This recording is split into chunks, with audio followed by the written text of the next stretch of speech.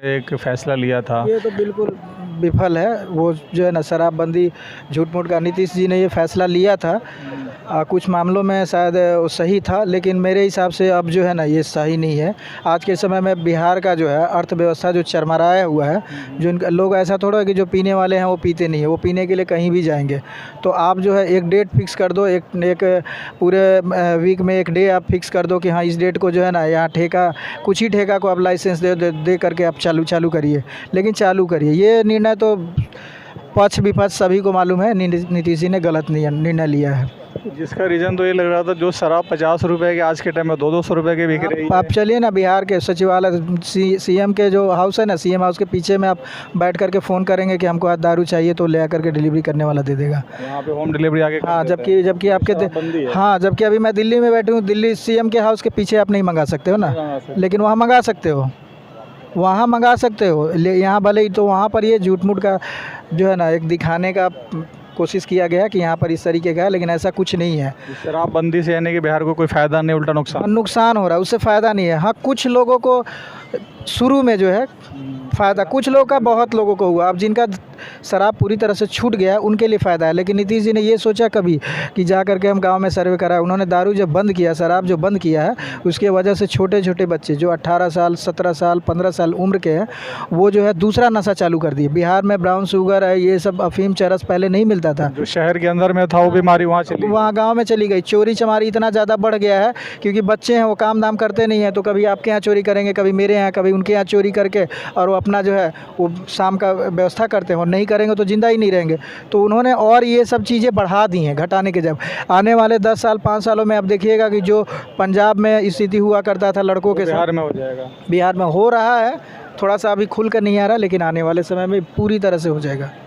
वहाँ आपने देखा होगा कि पहले ताड़ी का बोतल मिलता था गाँव के अंदर, जो हम लोग देखते थे। बिल्कुल। उस टाइम में कहाँ 10 रुपए की बोतल होती थी, आज के टाइम में वो भी 60 70 80 100 रुपये की। हाँ, बिल्कुल। अब उतना तो आइडिया नहीं कितना मिल रहा है, लेकिन मिल रहा है, मैंने देखा है, खुद देखा है। कुछ लोग बताते हैं कि वहाँ जो ताड़ी की बोतल 10 रुपये मिलता था, जब शराब मिलता था तो लोग जिसके पास पैसे नहीं होते ताड़ी पी के भी अपना गुजारा नशा करते थे वो। बिल्कुल। आज के टाइम में सुनने में आ रहा है कि 100 रुपये का बोतल बिक रहा है। वो बिल्कुल बिक रहा है और मिल रहा है, लोग जो है ना पी भी रहे हैं, ठीक है, और उसका वैल्यू बढ़ गया है बहुत।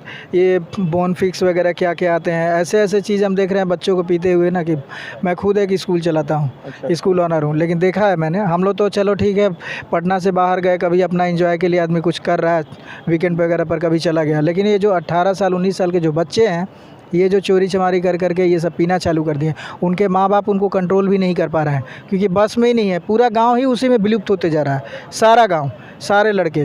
तो वो एक बच्चे को आप कंट्रोल करना मुश्किल है, उसके लिए उसको बाहर भेजना पड़ेगा। अब हो सकता है उस परिवार की आर्थिक स्थिति सही नहीं हो कि वो बच्चे को गाँव से बाहर भेज सके, माहौल चेंज कर सके, क्योंकि उस गाँव में जो है ना 70 to 80% स्टूडेंट जो है ना वहाँ पर सब नशा के आदी हो चुके हैं, बिना उसके रह ही नहीं पाएंगे।